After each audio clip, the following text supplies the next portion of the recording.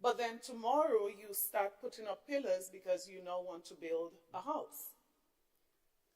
And now you have the right, even if I am uncomfortable with you using my land to have your family on the land, you are now able to access water connection because you are living on the land.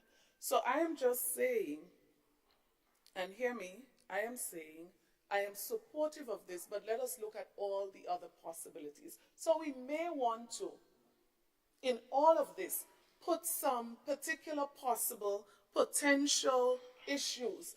For example, where there are active live legal issues before the court, legal matters, as it relates to the lands, for example, where, for example, the land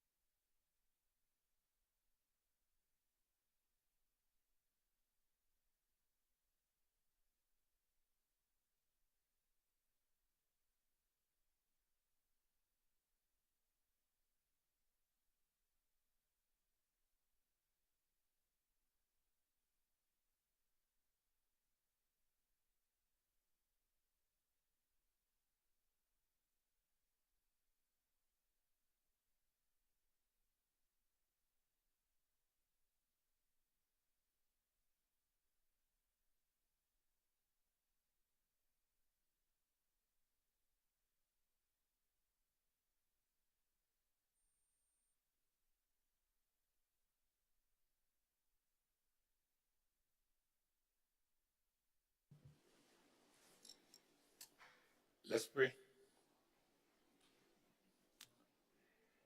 Guide, we beseech thee, Almighty God, members of this honorable house, that they may wisely deliberate for the good of this country and for the glory of thy holy name. Please join me as we say the Lord's Prayer. Our Father, who art in heaven, hallowed be thy name. Thy kingdom come, thy will be done on earth as it is in heaven. Give us this day our daily bread. Forgive us our trespasses, as we forgive those who trespass against us. And lead us not into temptation, but deliver us from all evil. For thine is the kingdom, the power, and the glory, forever and ever. Amen. Pray, be seated.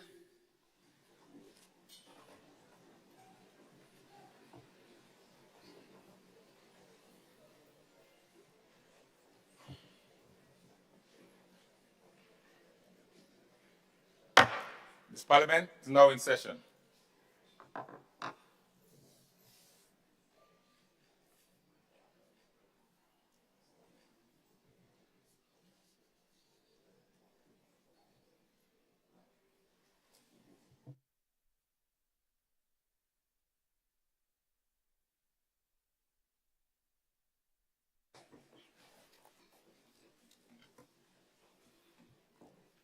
Item 3, oath of allegiance or affirmation of a new member. Item 4, confirmation of minutes. Item 5, messages from the Governor General. Item 6, announcement by Mr. Speaker.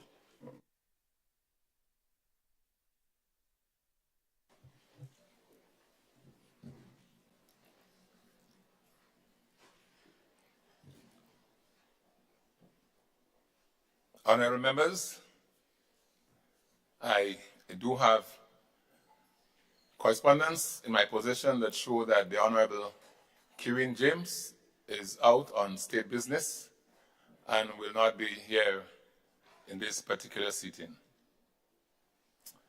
I just wish to point especially to the members of the House that a new digital clock is placed just above the Sergeant of Arms head, and this is what will be used to do the timing for this particular debate and presentation by members. I wish to announce also that on Thursday, the 7th of December, we will be having a state funeral for the burial of former MP, Mr. Adrian Mitchell, on Thursday. And as such, we will have a very brief sit-in on Thursday. Thank you.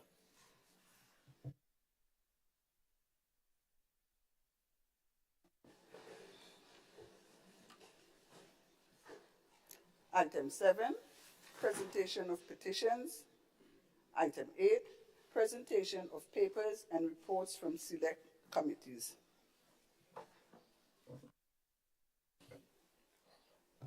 Leader of Government Business. Thank you, Mr. Speaker.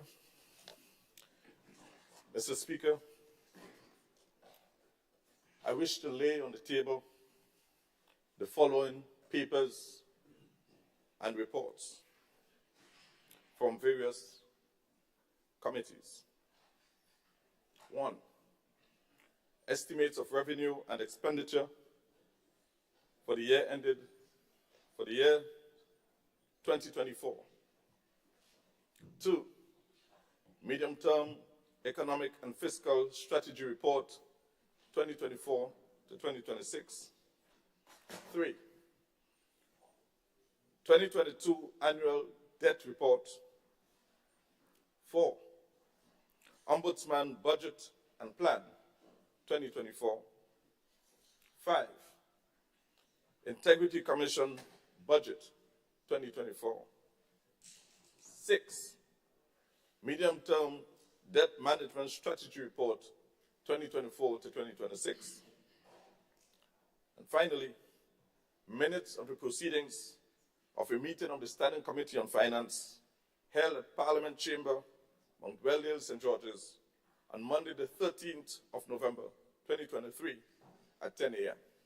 Thank you. Thank you very much, Leader of Government Business. Honourable members, these papers and reports as presented are in order to be tabled and laid in the House of Parliament.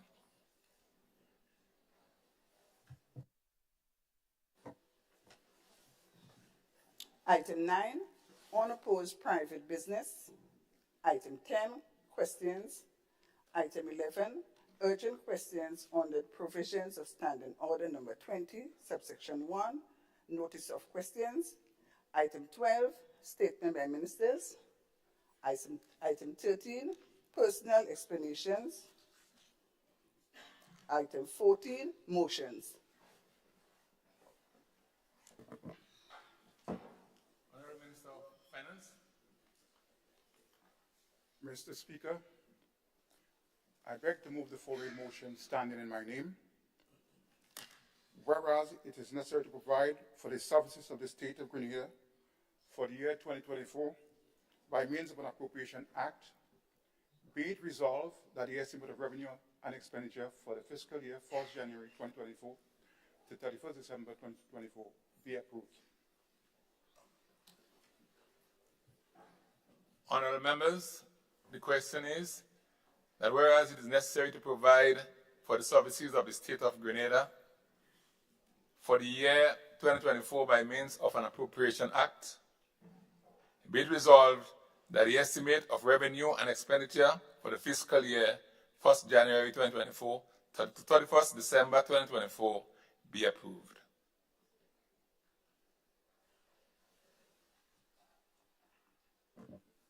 The Minister for Finance.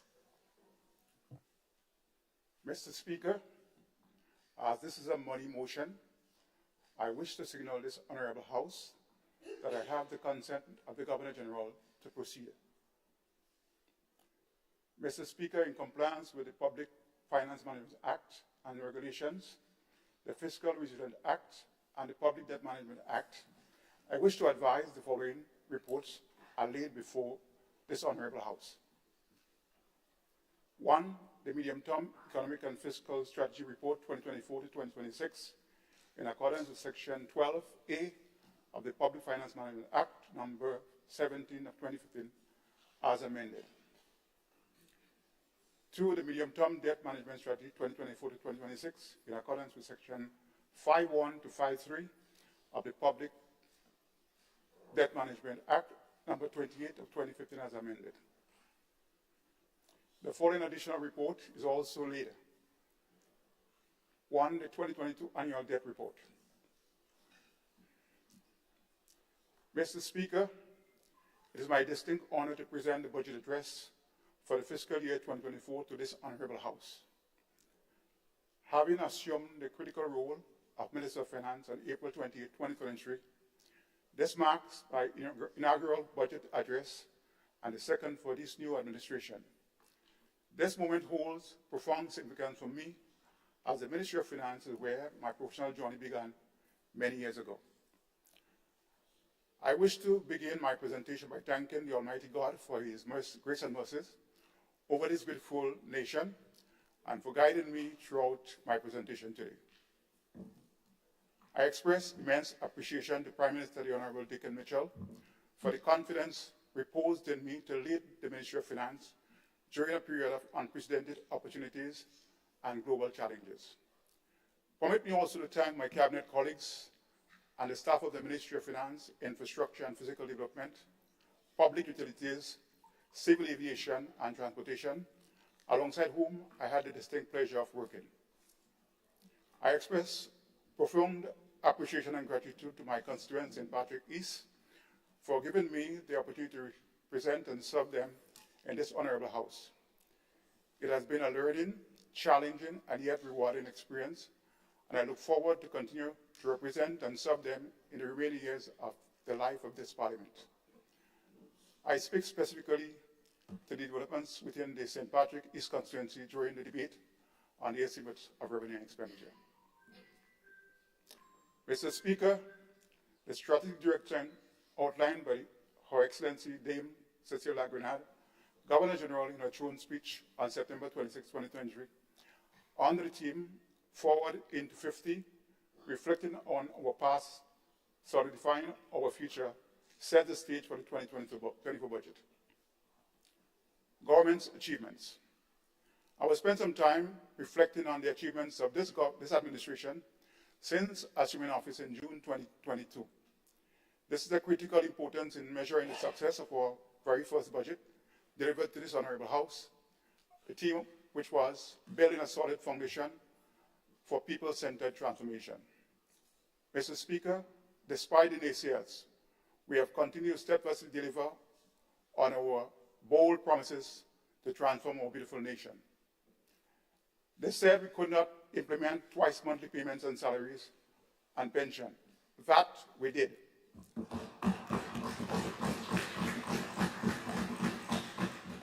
They said the government would not last 6 months. 18 months on, we are going from strength to strength. They said we would derail the economy and public finances. Both are performing well beyond expectations. They said we could not mobilize resources as we were poorly managing the country.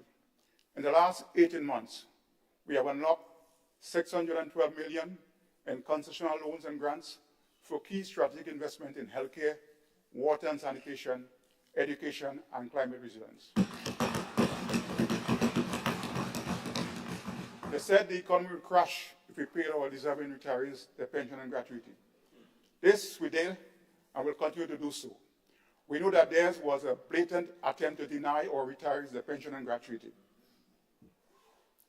They criticized the implementation of our free tuition program, which contributes towards ensuring that our future generation of Grenadians, our students, are not denied an education based on their economic status. This we will continue to do. They criticized the launch of WASH program aimed to ensure that every household in Grenada has access to indoor clean water and sanitation facilities by 2027. This we'll continue to do. They said we have done nothing to strengthen the health sector. We have upgraded health facilities, acquired critical equipment, increased human resource capacity, recommends the National Health Insurance Project, and secured 83.9 acres of land to develop our modern state-of-the-art medical and teaching hospital. This we will continue to do. They refused to invest in agriculture. We have secured $27 million from the World Bank for a major agricultural food security enhancement project. Implementation of this project has commenced and will see significant acceleration in 2024. They said they love the poor and vulnerable, but we are the ones that removed the VAT on 19 basic food and other necessities, introduced an electricity subsidy for less fortunate households, lower the petrol tax on gas and diesel, and maintain existing safety nets. This we'll continue to do. They ignore the potential for our creatives. We'll launch a Creative Industries Symposium, Unleash, grant concessions to our creatives, and establish the Creative Economy Desk. We'll continue to promote, support, and develop the creative economy. They call our police to regularize the public service and end inhumane and discriminatory HR practices in the public service, lies and pies in the sky. We have begun the regularization of some 300 government employees holding temporary and probationary employment instruments, and will address the regularization of some of 1,754 government workers on various forms of contract by December 2024. This we will do. Mr. Speaker, sir, clearly this administration has made significant strides in laying a solid foundation upon which we can build a better future. As we approach our 50th year of independence, the 2024 budget is designed to fortify this foundation, propelling our people-centered transformation. Our team, Grenada at 50, empowering our people, transforming our nation, underscores our firm commitment to the shared vision of a better Grenada for all. The 50th Jubilee Independence Celebration. Mr. Speaker, cheers to 50 years as our independent nation. We have a lot to be thankful for. The launch of our year-long 50th Jubilee Independence celebrations was nothing short of amazing. Our rich history, heritage, and the remarkable resilience of our people were brilliantly on display. As was the case of our premier cultural and creative industry symposium, Unleash, this administration unleashed and unveiled the creative energies of our people to rise above the ordinary and soar to greater heights. Mr. Speaker, the rest of the celebration holds great promises as we commemorate the past 50 years and embrace the next 50. The year-long celebrations, which is expected to have significant economic spill-off, should cost approximately $15 million, covering events and commemorative activities that will mark the significant milestone in our history. Some of the major events and activities we look forward to: the issuance of a 50th anniversary independence commemorative issue $50 note, the renaming of our national landmarks, the introduction of teaching of Grenadian history in our schools, the hosting of 21 events and 7 parish celebrations, including launch of the school mobile museum, Independence Monarch semifinals and finals, National Round Island Flag and Relay and Parish Sports, gospel concerts and worship, Pan on the Caribbean Food Fest, National Sports Awards, the Governor General Gala, the St. Paul Independence and Extravaganza and Independence Expo Music Festival. An amount of $7 million is allocated to cover costs falling during 2024, Mr. Speaker. At the end of the celebrations, we'll undertake an economic impact assessment and publish the results.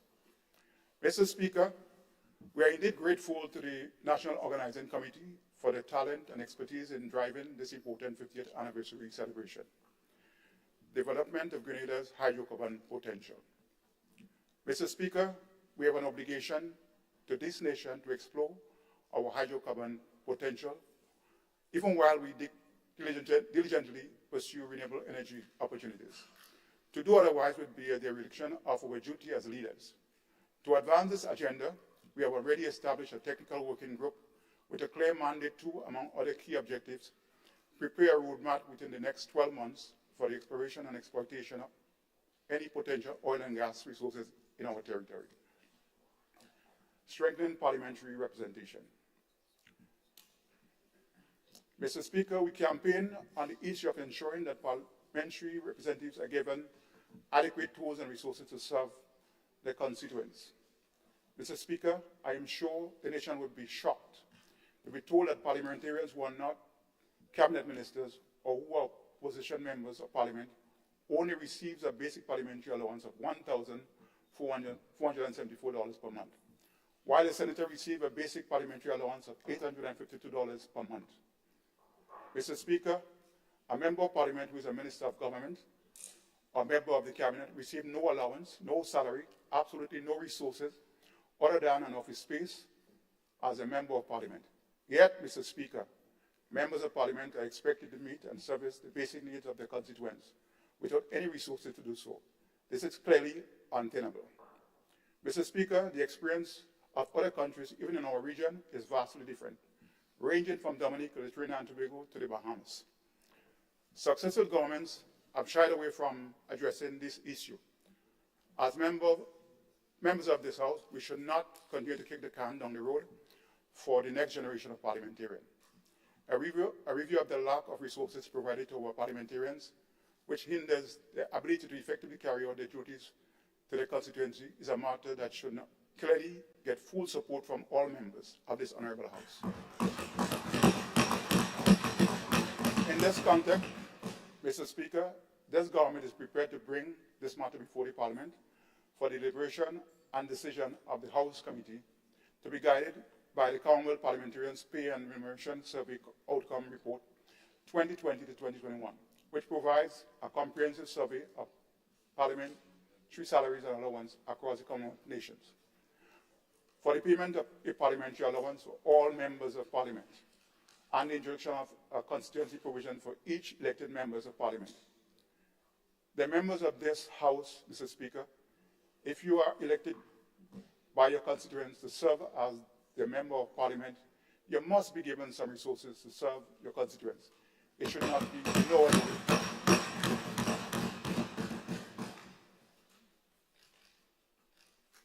Therefore, Mr. Speaker, we should propose a salary of $5,000 per month for each elected Member of Parliament, irrespective of whether you are a member of the government or the opposition.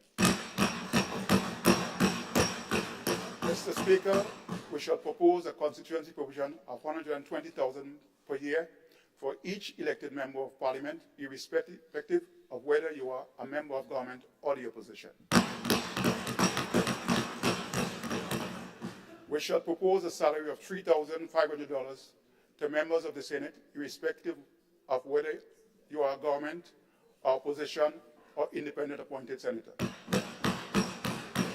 Mr. Speaker, we also expect the House Committee to introduce a framework for adequate transparency and accountability in the management of any resources given to elected members of the House of Representatives to assist them in carrying out their service to their constituents. Macroeconomic and social context. Mr. Speaker, I now turn to the macroeconomic and social context in which the budget is presented. Mr. Speaker, the 2024 budget is set against a complex macroeconomic backdrop shaped by domestic and external factors.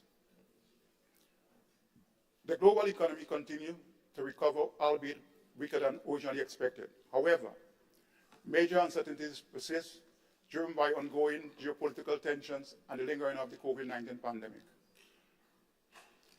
Growth in our major trading partners, the United States, United Kingdom, and Canada, augurs well for the development in our economy. That said, the potential for significant downside risk, including supply chain disruptions, volatile and food and fuel prices, and natural hazard, looms large, underscoring the importance of resilience in the face of global economic uncertainties.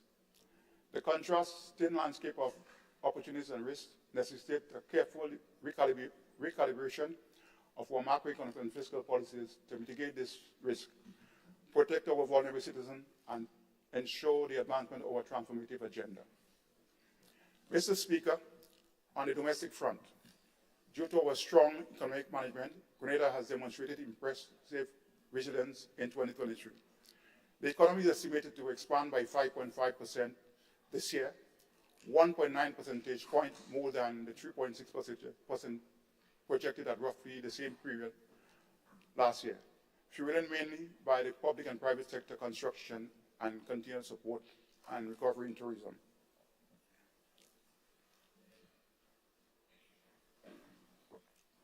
Mr. Speaker, inflation remains a challenge. However, inflationary pressures have eased, with headline inflation year-on-year in September declining from 3.1% in 2022 to 2.4% in 2023, held by government policy to keep price down, including the removal of value-added tax on basic food and other essentials items.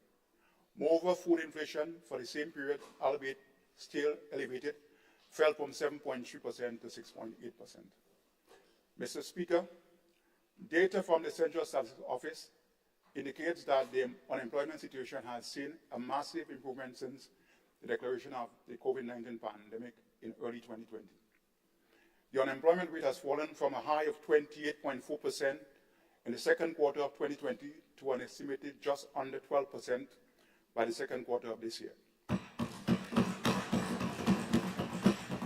Youth unemployment, although still elevated, has also declined over the same period. The industries that employ the largest number of people were wholesale and retail trade, construction, agriculture, forestry, and fishing, and education. Mr. Speaker, the government fiscal position has significantly strengthened in 2023, and reducing the public debt vulnerabilities remained a priority. Furthermore, the fiscal sector remained stable and sound, and external stability was well anchored. Mr. Speaker, looking ahead, our macroeconomic indicators are expected to remain robust. In 2024, We project further strong economic growth of 3.6% and inflation to continue to ease towards the historical trend of 2%. Mr. Speaker, our policies and programs have spurred growth and the creation of sustainable jobs, empowered by our less fortunate citizens, and create the enabling environment for further macroeconomic and social progress.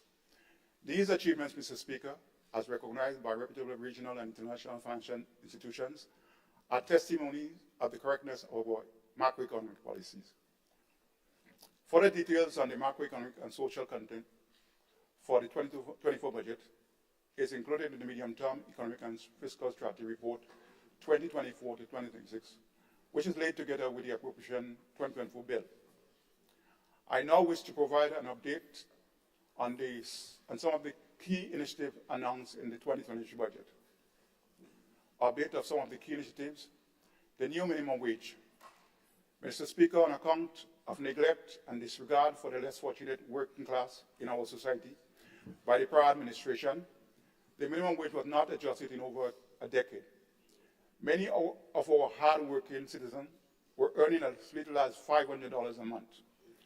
As a caring and conscientious government committed to fostering economic justice and uplifting the lives of our citizens, we have taken decisive steps to rectify this unconscionable situation. Effective January 1st, 2024, we will implement a new minimum wage, taking a significant step towards a fair and just economic system. Mr. Speaker, the government has taken the lead by adjusting the minimum wage for several categories of workers, including security officers and cleaners. The progressive policy comes after extensive and widespread consultation across the length and breadth of Grenada, Carriacou, and Petit Martinique to ensure a balanced approach for employees and employers.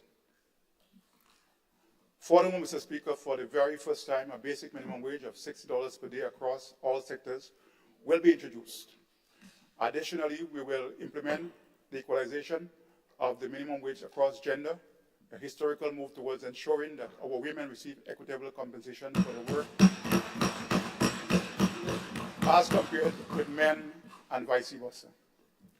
We wish to record our sincerest thanks to the Minister for Labour, Senator the Honourable Claudia Joseph, and the Minimum Wage Committee for their dedicated and high-quality work, which has played a pivotal role in shaping this impactful policy. Public sector pension reform. Mr. Speaker, the NDC administration is committed to sustainable wage bill management and to fostering a happy, optimistic, productive, efficient, and effective workforce.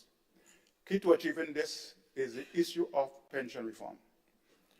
Mr. Speaker, through discriminatory employment practices, including various types of contracts, a significant segment of government employees are without a public sector pension. This reform will address the injustice while ensuring that the pension of existing permanent employees is secured. I am pleased to announce that since the establishment of the Pension Review Committee in November of 2022, significant progress has been made in designing a new pension plan, considering key factors raised in consultation with stakeholders. The new defined contribution pension plan, which will now guarantee a pension for government workers who previously did not qualify for a pension, will become effective in the first half of next year. A sum of $1.6 million has been allocated to government contributions to the new pension plan. Mr. Speaker, in the same vein, we wish to record our thanks to the Pension Review Committee. Public service modernization. Mr. Speaker, recognizing the pivotal role of the public service, government is committed to human capacity development and employee well-being. This is no secret that when we assumed office, the public service morale was at an all-time low. Our philosophy is that there is no need for a parallel public service. In other words, there is no need for two employees to be doing the same type and level of work under totally different terms of engagement. We We remain committed to fulfilling our promise to regularize the public service by ending discriminatory HR practices and policies. In July 2023, the Cabinet approved the Public Service Regulation Strategy Framework and accompanying guidelines for the appointment on a definitive basis in the public service to guide the regularization of government workers, including workers and imanis.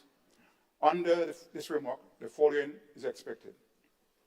Phase 1, approximately 300 employees will be confirmed by the Public Service Commission, PSC, by December of this year, consisting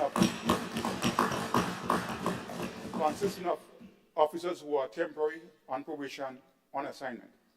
Phase 2, approximately 1,754 workers to be considered for regularization by December of 2024, consisting of workers holding PSC contracts, government agreed contract, ministry letters, and daily paid instruments. Phase 3, approximately 3,326 workers to be considered for the regularization by December of 2025, consisting of workers holding contracts for service and imanis. Of necessity, Mr. Speaker, regularization will be based on approved objectives criteria. I am pleased to report that as I speak, a substantial number of workers have been already receiving their new letters of appointment. Mr. Speaker, while some may say it could not be done, we are demonstrating how it is done. Reform of the Marketing and National Importing Board, MNIB. Mr. Speaker, this administration has made good progress in fixing the mess that was created by the former administration at the MNIB. Let us not forget the operational and financial problems that we inherited. MNIB could not pay its staff their salaries. They were taking farmers' goods and not paying for them. What a shame. Contributions to the NI staff pension and other creditors were not being met on a timely basis. The bank had served notice to foreclose the Park House property located at River Road. Mr. Speaker, this is what the former administration left in its wake. A bankrupt, failed organization, not even meeting its basic mandate. There are those who would like to play political football with the MNIB and many other important matters. But it is not the policy of this government to preside over failure. We have taken a decisive action to not only address the short-term challenges of MNIB, but also to address the longer-term challenges of transportation, marketing, and exportation of our agricultural and agro-processed product. After widespread consultation, we have made the prudent decision to transition out of MNIB into a largely private sector-led entity. The reform of MNIB was the best option. Mr. Speaker, the reform of the MNIB is progressing reasonably well. As I speak, the following has been realized. The successful refinancing of approximately $5 million of MNIB debt on more favorable terms and conditions, realizing hundreds of thousands of dollars in savings to taxpayers. The settlement of claims to MNIB by MNIB third-party creditors, including farmers and agro-processors, to the tune of $2 million. The settlement of all claims to MNIB staff, including NIS and pension contribution. The receipt of the first draft of the framework for the establishment of a new private sector-led entity. Mr. Speaker, barring any unforeseen circumstances, the new entity will be fully operational by June of 2024. So, Mr. Speaker, while they talk, we do. Amnesty. Mr. Speaker, to support the twin objectives of implementing a new modern tax information system with updated tax records and providing relief to taxpayers in the post-COVID era, we implemented a tax amnesty program. The amnesty has been broadly successful, resulting in additional revenue collections of $23.2 million as at the end of November 2023. Some 6,319 taxpayers benefited from the amnesty. I take this opportunity to strongly encourage all delinquent taxpayers to come forward and settle your arrears before the amnesty expires at the end of December of this year. new tax system. Mr. Speaker, government will roll out the first phase of the new tax system in January of 2024. The Grenada tax, as it will be called, will allow for online filing and payment of the value-added tax, or VAT, the corporate income tax, and the pay-as-you-earn payee tax. The second phase will see the rollout of another tax type such as property tax, stamp duty, and business licensing will take place in the last quarter of 2024. Mr. Speaker, we are excited about the new tax system as it aims to improve the tax experience by leveraging technology and innovation. Mr. Speaker, in the context of the implementation of the new tax system, the Inland Revenue Department will ramp up its enforcement of tax arrears guided by the provisions of the Tax Administration Act, including implementation of the following: the requirement for tax clearance certificate for accessing loans, transfer of property, receipt of government contracts, and other such services, liens and garnishment and offsetting of tax against payments for government services. A risk-based approach will be taken, starting with the largest outstanding amounts.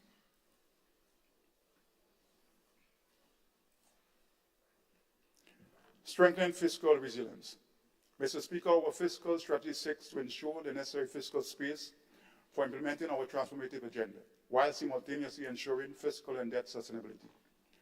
Our decision to repeal and replace the Fiscal Responsibility Act 2015 with the Fiscal Resilience Act 2023, aimed at simplifying and fortifying our rules-based fiscal framework, has received high praise from the IMF and other international financial institutions.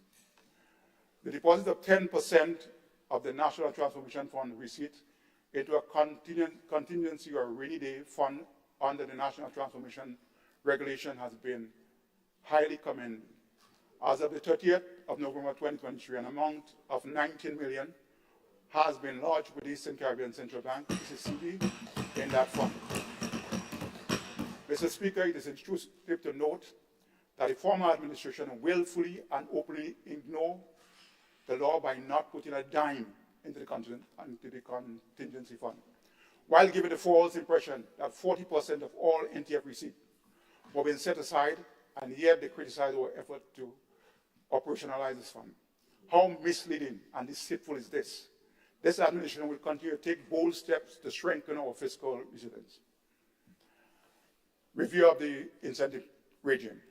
Mr. Speaker, the government established a committee to review the current incentive regime and to better support economic activity and job creation consistent with our vision to transform Grenada.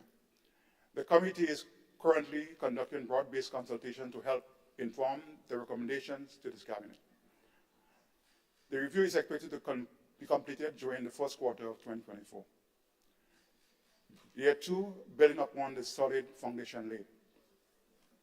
Mr. Speaker, our first budget to this esteemed House focused on laying a solid foundation for sustainable progress for all. Just as a master builder ensures a building endurance through a solid foundation, so too we have embarked on our journey. Mr. Speaker, I'm pleased to report that we have made remarkable progress thus far. I will go further by making the bold pronouncement that what we have accomplished in many instances in just 1.5 years, the prior administration could not accomplish in 2 decades. The bi-monthly payments of salaries and restoration of public officers' pension are prime example. The strategic focus of our second budget will be on fortifying and expanding the strong foundation that we have laid, ensuring that long-term visions for Grenada remains firmly entrenched. Mr. Speaker, I turn to the estimates of revenue and expenditure and the specific areas of intervention for 2024. Estimates of revenue and expenditure for 2024. Overview. Mr. Speaker, this administration continues to put people's best interests at the center of its policies. In prioritizing the engagement of our citizens in this important aspect of our country's governance, we actively involve our people in widespread consultations on the 2024 budget. The resulting policies, projects, and programs reflect the valuable insight provided by our citizens of our tri-island states. I wish to record my sincere thanks to our citizens, both home and diaspora who embrace our participatory approach to governance and share your ideas and suggestions with us in helping to shape the 2024 budget. Mr. Speaker, as was the case with our first budget, the second budget sets our country and our citizens on a path forward towards resilience, empowerment, and growth. It provides for total expenditure, including principal repayment, of $1,656,356,499. The overall budget summary is as follows. Recurrent revenue, $1.2 billion. Total grants, $104.6 million. Recurrent expenditure, $901.4 million. Capital expenditure, $419.5 million. Current account surplus, $315.4 million. Principal repayment amortization, $335.5 million. Primary surplus after grants, $57.2 million. Overall surplus after grants, $0.6 million. Mr. Speaker, the 2024 budget is consistent with the Fiscal Resilience Act, which is a testament of this administration's commitment to fiscal prudence and the sustainability of public finances. As a practical example, the average wage bill for the next 3 years is not expected to exceed 10% of GDP, compared to the ceiling of 13% in the Fiscal Resilience Act. Allocations. Mr. Speaker, in terms of strategically significant investment by sectors, we plan to invest heavily in the following critical areas. 1, in the area of health and wellness, we have allocated a sum of $117.9 million, an increase of $3.7 million compared to the 2023 allocation. This is a new record in terms of the highest allocation for the health sector in the history of this country. In education, youth, sports, and culture, we have allocated a sum of $240.5 million compared to the $193.9 million allocated in 2023. A massive increase of $46.6 million. Again, the highest allocation to the education, sports, and culture budget in the history of Grenada. Mr. Speaker, we have allocated $49.2 million to the Agriculture Ministry, a significant increase from the $39.4 million in 2023. It is instructive to note that allocations of $49.2 million does not include provisions for the Climate Smart Agriculture and Enterprise Development Project, $7.8 million, the Grenada Climate Adaptation Project, $0.8 million, and the Agriculture Feeder Road Project, $7 million. Accordingly, Mr. Speaker, the total allocation for the sector in 2024 is closer to $64.8 million. Mr. Speaker, this administration is walking the walk when it comes to investing and transforming the agricultural sector and promoting food and nutrition security. To support our infrastructure development, we have allocated a sum of $136.1 million, which falls among the top 5 allocations overall. Mr. Speaker, we plan to invest the substantial sum of $80.3 million to bolster our housing, social, community, and gender initiatives in 2024, an increase of $16.2 million over the 2023 allocation. To bolster citizen safety and national security, we intend to invest in our national security architect, including the Ministry of National Security, the prisons, and police service, a combined total of $121.5 million, an increase of $31.6 million relative to 2020. Mr. Speaker, these allocations are indeed substantial and well targeted. The focus areas are strategically aligned to moving Grenada forward as we begin our journey for the next 50 years. Financing of our 2024 budget. Mr. Speaker, I am pleased to report that the 2024 budget is fully financed. Details on the financing of the 2024 budget can be found on page 1 of the memorandum to the 2024 estimates of revenue and expenditure. Thematic areas. Mr. Speaker, I will now turn to the specific areas of intervention underpinning the 2024 budget, aimed at advancing our people-centered transformation. These interventions will be presented under 4 broad thematic areas, namely human development, promoting robust economic growth and job creation, promoting good governance, and enhance climate resilience, environmental sustainability, and renewable energy. Thematic Area 1, Human Development. Mr. Speaker, our government is firmly committed to human development, recognizing it as the cornerstone of our nation's progress. Our strategic aim is to empower our people, boost their productivity, and ultimately equip them to adapt to an ever-changing dynamic future. In this context, Mr. Speaker, allow me to expound on government policies, projects, and programs in the following key areas: health and wellness, education and skills development, youth empowerment, sports and culture, gender equity, housing, social and community empowerment, social protection, and safety nets.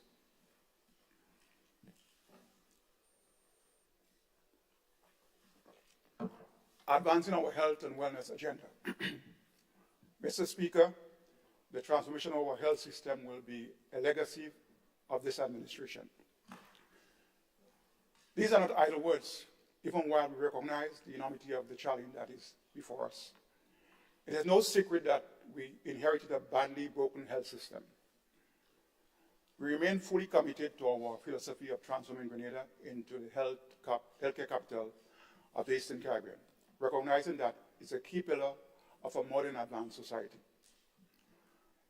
In just under 2 years, we have made significant progress in addressing the many challenges facing the health sector, strengthening human capital resource capacity. Mr. Speaker, chief among the challenges facing the sector is human resources. In the last year, we have taken proactive steps to tackle this challenge, including hiring of additional doctors, nurses, and other health professionals, and providing an honorarium of $6,000 to motivate our nurses, while working hard to address the more long-term challenge of staff regularization and training. Mr. Speaker, while government continues to diligently tackle the long-term HR challenges, the Cabinet has agreed to extend the honorarium of $500 per month for the nurses for a further 12 months, effective January 2020, and to provide an honorarium of $1,000 per month to doctors for the same period. A sum of $4.2 million has been allocated for this purpose. Upgrading health facilities. Mr. Speakers, we have undertaken major upgrades to our health facilities to support primary health care, including at the Hillsborough Smart Health Center, Victoria Medical Station, the Princess Royal and Alice Hospitals, and the Westall and Good Hope Medical Stations. Mr. Speaker, we will pursue the upgrading of several additional facilities in 2024, including Sates Health Center, Granville Medical Station, the Montreach Medical Station, the New Hampshire Medical Station, and repairs to the operating theater. Building our new medical and technical hospital and teaching hospital. Mr. Speaker, a key pillar of our health transformation agenda is the construction of a health complex, the first phase of which is a modern state-of-the-art hospital with teaching facilities through leveraging public and private partnership. In the past year, we have taken a major step towards in advancing this important project. Specifically, we have secured 83.9 acres of land at the Calivini Estate at a cost of $36 million as a site for the build-out of this initiative. Mr. Speaker, the completion of the new hospital is expected to take 36 months. A sum of $7.5 million is allocated for the preparatory works, including architectural and engineering designs. Mr. Speaker, to ensure successful implementation of this critical project, the government intends to secure services of professional advisory, project management, and backstopping support, as well as technical assistance from our regional and international partners. In this regard, a request has already been made to the World Bank for technical assistance. Advancing National Health Insurance, NHI. The establishment of a national health insurance system is another pivotal pillar in our comprehensive transformation agenda for healthcare in our tri-island states. A national health insurance program will support government philosophy to provide universal health care service, ensuring that our citizens, including less fortunate, can receive high-quality medical attention without financial barriers. Mr. Speaker, I am pleased to report that a contract was signed effective effectively 1st November 2023 with a Grenadian neurosurgeon and his team to implement phase 1 of the national health insurance in the state of Grenada. The go-live date for the inauguration of the national health insurance is 24 months. That is by November 2025. Work is in fact started and will be guided by stakeholders, consultation, and key milestones. A sum of $3.5 million has been budgeted for the restart of the National Health Insurance Project. Promoting mental wellness. Mr. Speaker, I am pleased to report that the Health Sector Strengthening Project, with funding support from the Caribbean Development Bank, has started. The strategic aim of this project is to address mental illness and substance abuse in the post-pandemic era. An allocation of $2 million has been made for this project in 2024. Transforming education and skills development. Mr. Speaker, we will remain laser focused on enhancing education and skills development as the bedrock of the 21st century workforce. Building on the many achievements in this area in the past year, we will redouble our efforts on curriculum reform, vocational training, resilient infrastructure, technology, and education financing. Promoting skills and innovation. Mr. Speaker, in the 2023 budget, we announced a major initiative, the OECS Skill and Innovation Project, to be supported through a concessional loan from the World Bank of US $15 million, with a strategic aim of addressing the current skill mismatch that exists between the school system and the job market. Funding approval is expected from the World Bank this month. These funds will be used to strategically strengthen capacity at TAMCC and NULO to deliver high-quality academic programs tailored to the Caribbean reality, which will ultimately contribute to research and innovation that supports local development. The project will also include an innovation grant component to be administered by the small business arm of the Grenada Investment Development Corporation. An amount of $0.7 million has been allocated in 2024 for the start of this project. Mr. Speaker, to support entrepreneurship among our young people and to position our citizens more broadly at the vanguard of the 21st century, we will continue to expand opportunities for the proliferation of digital skills in areas such as coding and multimedia. An allocation of $0.8 million has been allocated in the 2024 budget for the expansion of the coding programs in school. Mr. Speaker, more details of this important project will be provided during the budget debate. Resilient school infrastructure. Mr. Speaker, we continue to make good progress in transforming our school infrastructure, making them more student-friendly and resilient. Under the Caribbean Development Bank supported Grenada Education and Enhancement Project, GIP Phase 1 and 2, construction works on several schools will continue to start, including the Bishop College in Carriacou, the St. Andrew's Anglican Primary School, the Grenada Christian Academy in Paul St. Andrew. The contract for the construction of the Grenada Christian Academy was signed last month, and work is expected to start early in the year at a total cost of $27.4 million.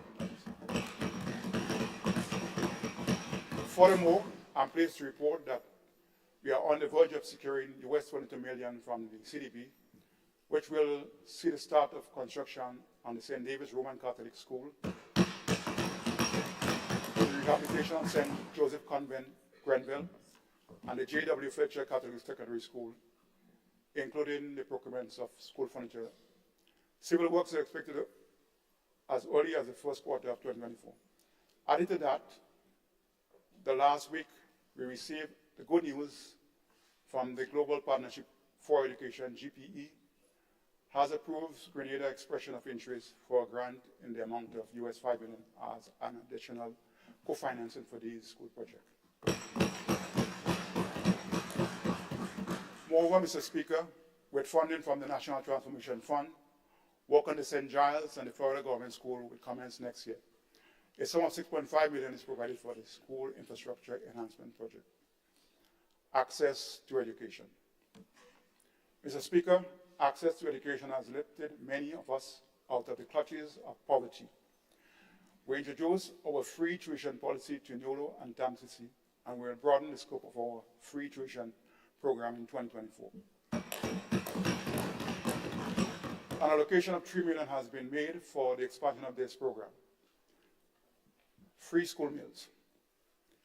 We'll remove the requirement for our school children to pay $1 for the primary school meal in the primary schools and $3 in secondary school to ensure that our school children are guaranteed a nutritious and healthy meal while in school.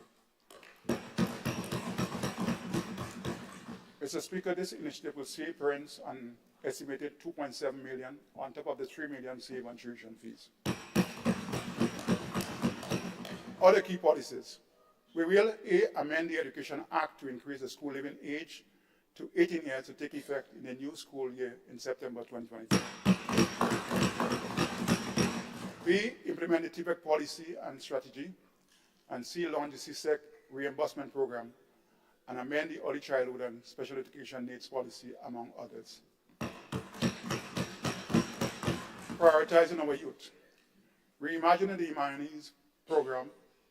Mr. Speaker, reimagining the Imani program remains one of our top priorities, guided by research and stakeholders' engagement.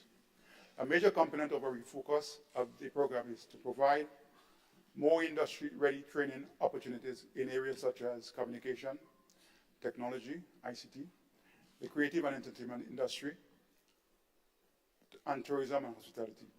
That will lead to sustainable employment and improved livelihoods. Regularization of the Imanis. Mr. Speaker, a major commitment of this administration to regularize the Imanis into sustainable jobs. Like many other promises we have made and have fulfilled, this is also one we intend to honor. The regularization of Imanis will be part of the third phase of the regularization strategy slated for 2025. As an interim step, Mr. Speaker, we'll grant all Imanis working in the public service employment contracts.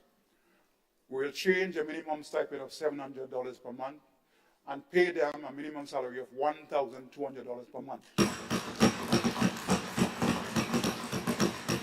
At an additional cost of $14 million.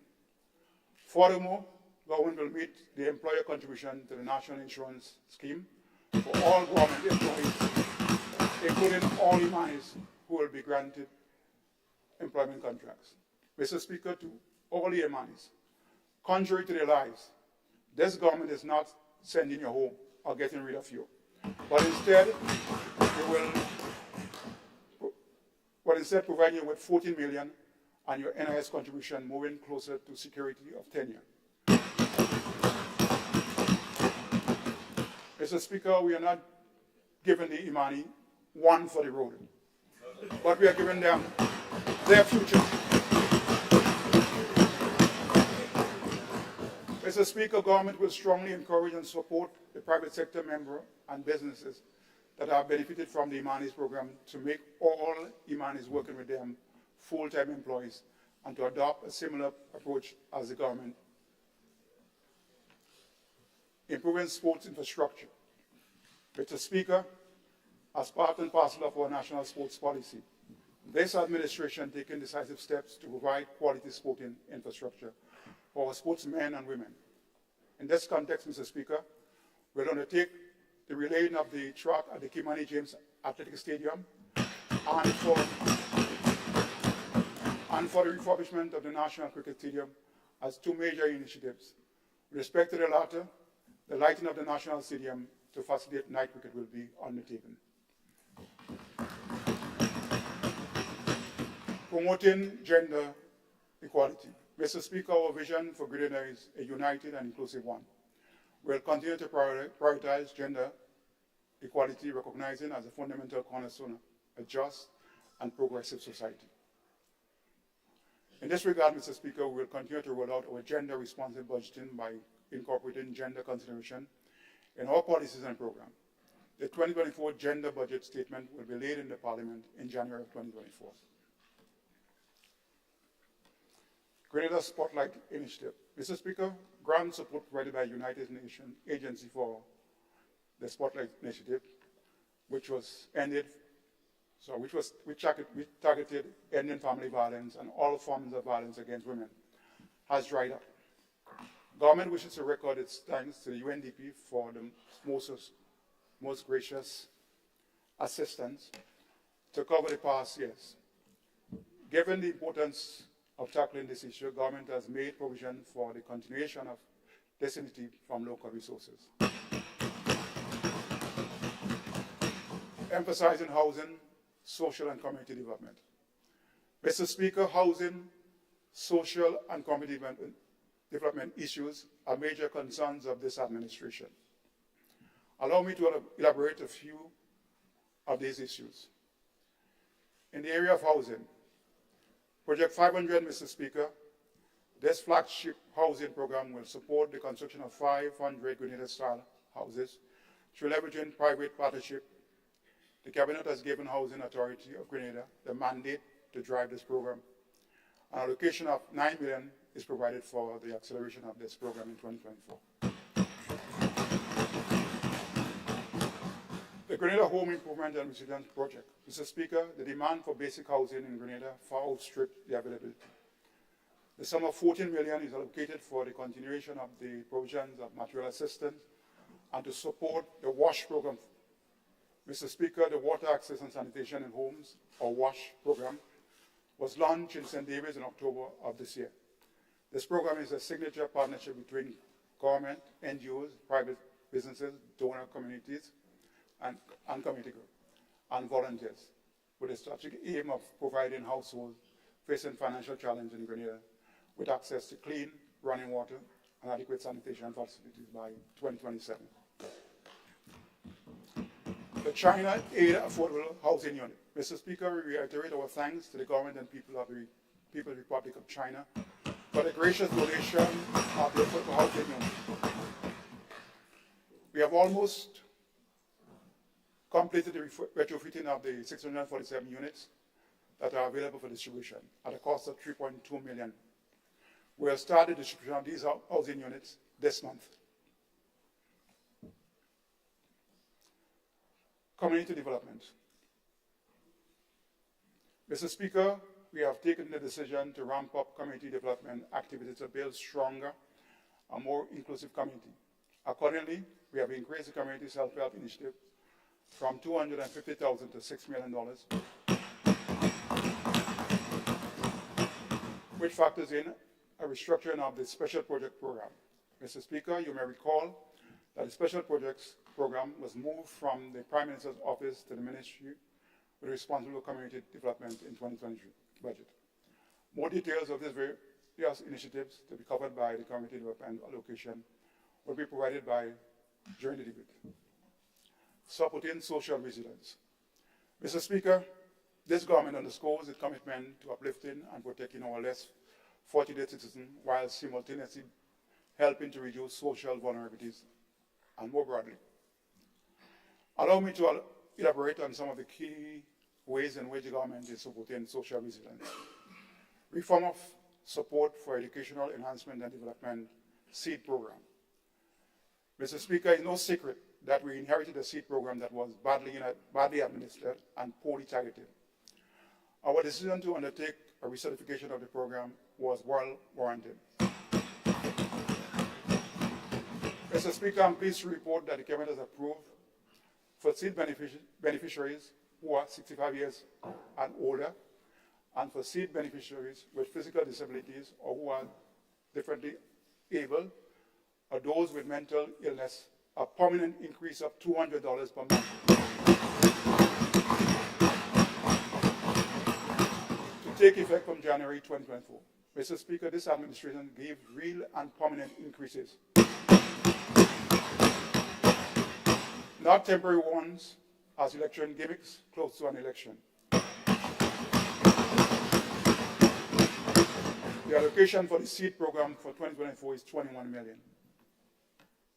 Furthermore, Mr. Speaker, we have completed the development of the cashless system of payment for SEED beneficiaries, and the new system will take effect from January 24. No longer will our retirees or SEED beneficiaries be able to stay in long lines at the Treasury or elsewhere in the country to be able to collect their benefits. National Insurance Scheme. Mr. Speaker, This administration has taken the bold and prudent decision which past administration failed to take to bolster the long-term sustainability of the National Insurance Scheme. Further details on the reforms to strengthen the NIS will be outlined in the budget debate. Mr. Speaker, I now turn to the second of the four thematic areas. Thematic area number 2, robust economic growth and job creation. Mr. Speaker, a robust economy delivering sustainable jobs is the bedrock of a thriving society. Through social, economic, and management innovative policies and sustained investment in existing and new sectors, we aim to transform our economy and people to not only adapt to the changes of tomorrow, but to thrive in an ever-changing global landscape.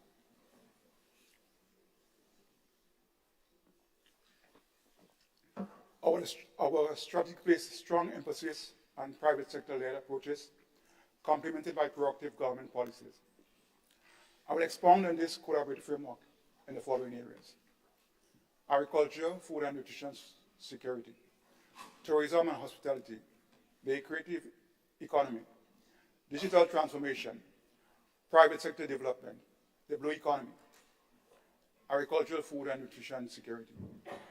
Mr. Speaker, improving Grenada's food security has never been more urgent.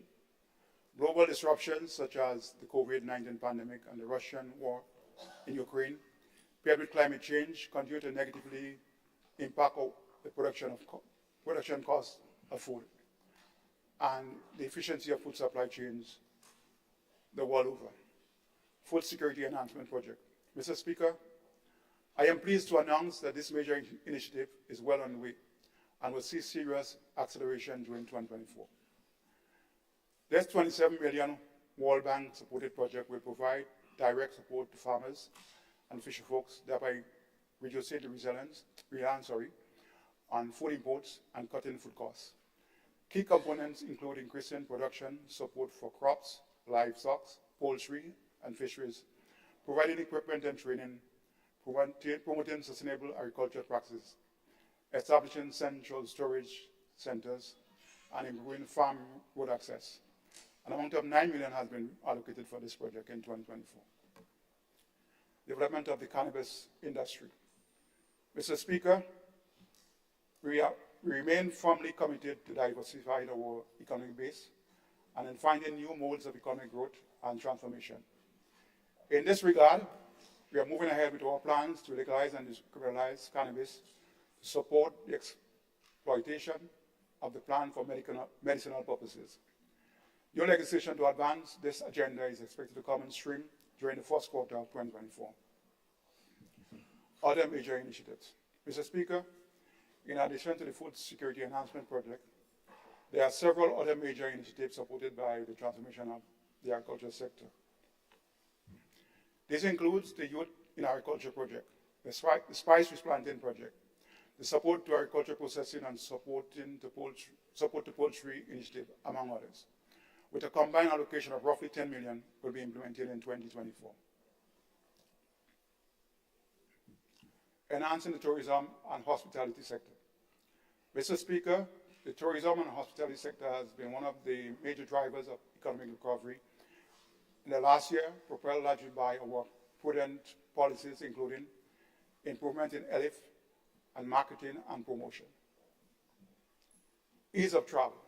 Mr. Speaker, in 2023, we removed embarkment cards for passengers leaving our shores and installed kiosks at our airports. We will implement ED cards and online ED cards in the first quarter of 2024. Marketing and promotion. Mr. Speaker, in April of the next year, government will host the state-of-the-art tourism industry conference in the Caribbean, which will be a major boost to our marketing promotion efforts. Promoting yachting. Mr. Speaker, earlier this year, we agreed to collaborate with the authorities in St. Vincent and the Grenadines on the development of the yachting sector. This agreement covers a single shared space between the two countries, wherein both governments are willing to collaborate for the express purpose and intend to elevate the yacht charter experience for all our visitors. and to share revenues collected for border clearance. Increase ELIF. Mr. Speaker, one of the drivers of the robust recovery in the tourism and hospitality sector is improved ELIF. We recently secured direct ELIF out of Boston, USA, and to add to the many additional flights to Grenada. We'll bolster our efforts to increase ELIF capacity to the island. As part of this strategy, the Grenada Tourism Authority will be given or will receive $5 million in subvention for the ELIF support. Mr. Speaker, a major development in the signing of ELIF service agreement with the Gulf states of Qatar and the United Arab Emirates. We intend to do so with the Kingdom of Saudi Arabia to expand travel for tourism and businesses between Grenada and the Middle East. Product enhancement, diversification, and development. Mr. Speaker, the current piecemeal approach to management and operation of our tourism sites limits our product offering and does not complement our ELIF and other targeted initiatives to boost tourism. In 2024, we will undertake a comprehensive review of the current framework and adopt a more efficient and systematic approach to the management and operation of these sites, including leveraging private sector participation. Tourism competitiveness project. Mr. Speaker, thanks to our efforts, the funding for the rehabilitation of the Fort George restoration and the rejuvenation of our undersea sculpture park at Molyneux was saved. Mr. Speaker, you will recall this is one of the projects that we inherited from the past administration that was 6 years old with an implementation rate of less than 10%. Mr. Speaker, in an impressively short time span, we moved the implementation rate to 60.5%. Work is progressing smoothly on the restoration and the rehabilitation of Fort George, and the new sculptures depicting our rich history and culture have been laid at the Molyneux Undersea Museum, advancing the development of the creative economy. Establishment of the Creative Industries Development Fund. Mr. Speaker, we have made significant strides in developing the creative industries as a new and exciting pillar of economic growth and job creation. The Cultural and Creative Industries Symposium hosted earlier this year, which brought creative together to showcase the talent, was a major success. The establishment of the Office of Creative Affairs and the introduction of a tax relief package to incentivize entrepreneurship and growth in this sector were also important achievements. One of the many initiatives in 2024 is the full rollout of the Creative Industries Development Fund, which was launched last Friday with an initial capitalization of $2 million. The fund will provide soft loans, grants, and vouchers to creatives. Digital transformation. Mr. Speaker, lest we forget, Grenada held the position of ICT lead for CARICOM for many years. Regrettably, we have nothing to show for it. Mr. Speaker, in just under 2 years, we have made significant progress in implementing our digital transformation program. Mr. Speaker, in the 2024 budget cycle, we'll advance the following strategic areas under the digital transformation program. We'll work to digitalize the application process for passports and other certificates from the Home Office Department, such as birth and death certificates and other government services, thereby reducing the time and cost for accessing these services. Continuing to work with our internet service providers to establish a network of free wireless access area points in every community, school, government office, tourism site, and recreational park. The expansion of education and training in coding and other critical IT skills. Mr. Speaker, more information on our achievements and detailed plans for the digital transformation will be provided during the budget debate. Promoting private sector development. Mr. Speaker, our dedication to positioning the private sector as the lead sector in driving economic activity and job creation is not rhetoric, but a tangible commitment backed by concrete actions and strategic initiatives. Allow me to highlight some of the key initiatives. Development of the former Kawana Bay project site. Mr. Speaker, you will recall that when we assumed office in June of 2022, Grenada faced an arbitration claim for more than $100 million from the developers of the Kawana Bay project. The project site was closed and abandoned with no work taking place. Mr. Speaker, this administration has successfully negotiated the amicable settlement of this claim and acquired the freehold interest in the property for only $22 million, paving the way for the continued development of this site starting next year. Furthermore, Mr. Speaker, I am pleased to report that the government has closed an agreement with the Joya de Caribes developers of Silver Sand for the lease, yes, lease, not sale, of the site for the development of a 5-star hotel to be completed within the next 36 months. This development will add significant hotel room to our current stock and creating hundreds of sustainable jobs. The payment structure involves a US $8 million cash payment to the Treasury and the relinquishing of leasehold interest in Riviera site adjacent to the Cameron Park. Mr. Speaker, this is a major accomplishment of this government. The Riviera site will be named Heroes Park and be developed accordingly in honor of our heroes home and abroad. Mr. Speaker, contrast this to the outright sale of the Kawana Bay site by the former administration in the critical tourist belt. A clearly unpatriotic policy by the former administration, which not only robs us from our patrimony, but retards the development of our important tourism sector. Mr. Speaker, this administration hereby reiterates its commitment to protecting our patrimony so that future generations of Grenadians can continue to benefit from the courage, hard work, resilience, and success of our people. Growth and development in the hotel sector. Mr. Speaker, Grenada is on the verge of a major boost in the growth and development of our hotel sector, marked by a significant increase in high-quality hotel rooms and the generation of sustainable tourism jobs. Mr. Speaker, permit me to briefly add some of these developments. Six Senses Resort. Mr. Speaker, this 100-room hotel development in Las Vegas is scheduled to open in May of 2024. Between 350 and 400 jobs were generated during the construction phase. Some 194 permanent jobs will be created during the operational phase. Silver Sands Beach Resort.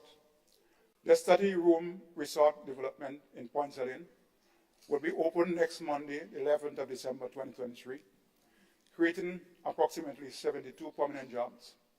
Mr. Speaker, this hotel is in the process of acquiring lands and will embark on further expansion of the hotel in 2024. Mr. Speaker, construction works on several other projects, including Intercontinental Resort in Las Vegas, St. Davis, and the Port Louis expansion in Langan Road are expected to accelerate in 2024. Added to that, Mr. Speaker, upgrade and renovation works at the Spice Island Beach Resort were also completed recently. Finally, Mr. Speaker, of significant note is the planned commencement of the redevelopment of the old St. George University site on Grandins Beach into a major hotel development. Mr. Speaker, these and other projects will add significant high-quality hotel rooms, generating significant economic activity and thousands of sustainable jobs. Expansion of stimulus for non-priority sectors. Mr. Speaker, early this year we launched an incentive package on selected building materials, equipment, capital goods, and other critical input for non-priority sectors projects to drive economic activity and jobs. These concessions are tied to the review of the current incentive regime alluded to earlier. Several major projects are benefiting from this initiative, including CITEC development in St. Andrews and the Rams project at the Lansopine Grand Anse intersection in St. George. Mr. Speaker, this stimulus package will be extended to June of next year and upon completion of the review of the incentive review, whichever is sooner. Support to the MSME development. Mr. Speaker, we reiterate the critical importance of supporting the creation of a new micro, small, and medium enterprise and the expansion of existing one in delivering sustainable jobs throughout the state of Grenada. Mr. Speaker, we firmly believe that there are critical synergies to be exploited between the Grenada Investment Development Corporation and the Development Bank. These include leveraging the significant asset of the GIDC to raise financing to better promote a vibrant private sector. In this regard, we will initiate a comprehensive study to guide the merger of the two entities aimed at catalyzing private sector-led and tourism transformation. To support this objective, the following areas will be pursued in 2024. Injection of $2.0 million in equity into the Grenada Development Bank to support the bank in raising capital. The extension of the concession regime for MSME for a further period of 12 months to December 2024. The provision of competitive matching innovation grants up to $30,000 US for beneficiaries through the Grenada Investment Development Corporation as part of the OECD Skill and Innovation Project. The provision of grant financing to farmers through the Grenada Development Bank as part of the challenging grant component of the GCRUISE project. 245 farmers are expected to benefit from the grant financing to support irrigation, water storage, and construction of shade houses at a cost of $6.8 million. The provision of grant financing by the Ministry of Agriculture to support young farmers through the CARICOM Development Fund supported Youth in Agriculture initiative.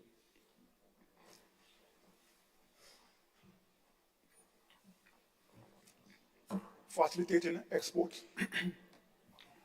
Mr. Speaker, increasing exports while reducing our dependence on imports is crucial to building economic and social resilience and sustainability. Government continues to pursue actions to address our export-import imbalances, such as strengthening the Grenada Bureau of Standards to facilitate outside marketing access and enhance the competitiveness of our Grenada food export. Mr. Speaker, recognizing the ever-challenging dynamics of the global market, in 2024, government will develop a new national export strategy with a strategic aim of redefining and revitalizing Grenada's approach to international trade. Strengthening citizenship by investment program. Mr. Speaker, Grenada's citizenship by investment program has evolved over the years, becoming a significant contributor to the government revenues, tourism, and job creation. Our program continues to be one of the best with deeply entrenched, robust due diligence process. In 2024, we will continue to pursue strategies to mitigate risks to the following program. Currently, we are actively examining the Organization for Economic Cooperation and Development, OECD, and the Financial Action Task Force, FATF, November 2023 report, and will take the necessary actions to implement the recommendations in the report, This will aid the strengthening of the design, implementation, and oversight of the program.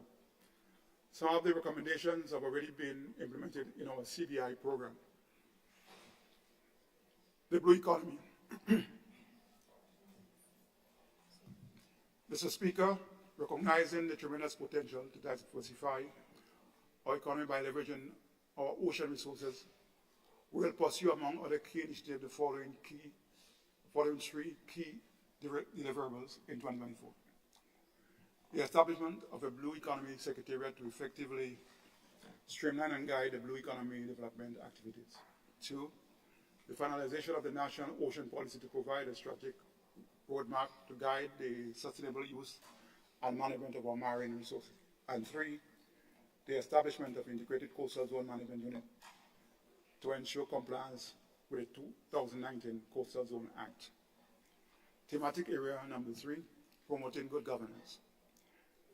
Mr. Speaker, good governance is a necessary condition for the overall well-being and prosperity of our nation. This government stands by its commitment to raise the quality of life for all Grenadians, and we intend to do so in a just and sustainable manner. Under Pillar 3, I will speak to the following priority areas: prudent economic management, public service transformation, labor relations, oversight of state bodies, the judiciary, citizen safety and national security, character and diplomatic affairs, foreign policy. Prudent economic management. Mr. Speaker, notwithstanding being called young and inexperienced, we have managed the Grenadian economy with distinction. In a release published by the International Monetary Fund, the IMF, about 2 weeks ago, following a staff mission, the Grenadian economy was given a clean bill of health. To quote the release, the Grenadian economy continues to grow robustly, supported by the public and private sectors, construction, and sustained strong tourism activity. The authorities are advancing an ambitious fiscal reform agenda. Mr. Speaker, the contents of the release is not surprising to us. It speaks to our ability to prudently manage the affairs of this country. Allow me to elaborate. Mr. Speaker, we saved £16.4 million sterling out of a total of £22.9 million that was lost by the former administration under the Caribbean Infrastructure Partnership Facility, UKCIF, for the South St. George Water Storage Expansion Project and the Western Main Road Corridor Project due to poor implementation. Mr. Speaker, this is an indisputable fact, and despite all the evidence to support this, the members on the other side continue to spew lies and propaganda on this matter.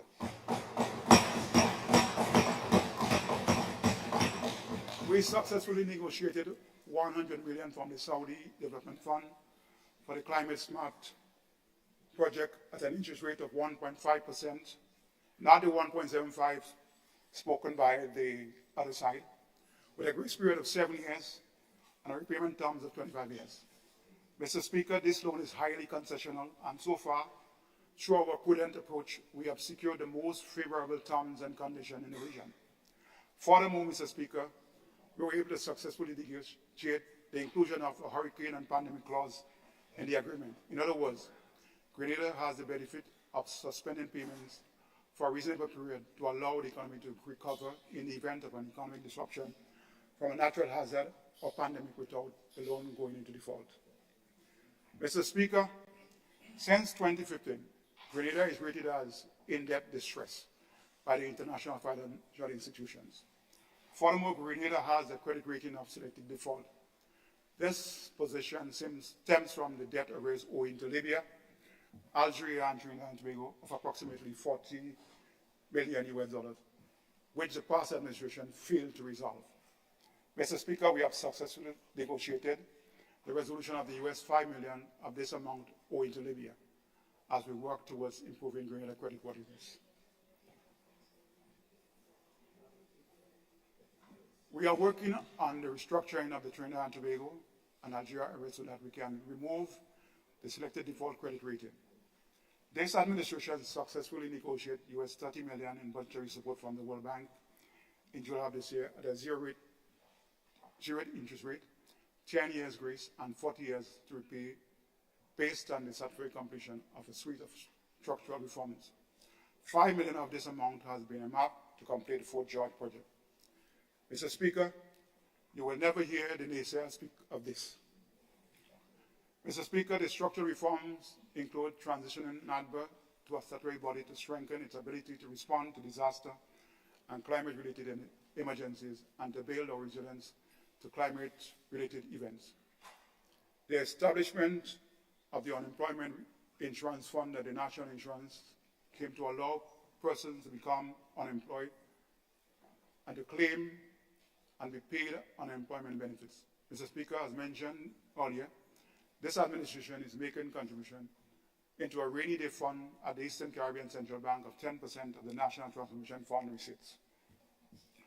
Mr. Speaker, we implemented second economic and fiscal policies within months, something the former administration could not do in decades.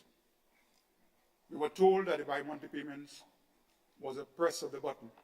For decades, nothing happened, which is the hallmark of the legacy of poor implementation. When we announced this policy, they said it could not happen. In less than 1 year, public servants are happily receiving their twice monthly payments. Mr. Speaker, to drive economic activity, we introduced new concessions to micro, small, and medium-sized enterprises and for non-priority projects.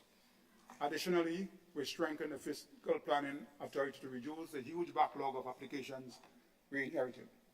Furthermore, we reduced the government fees to register a company by 50%.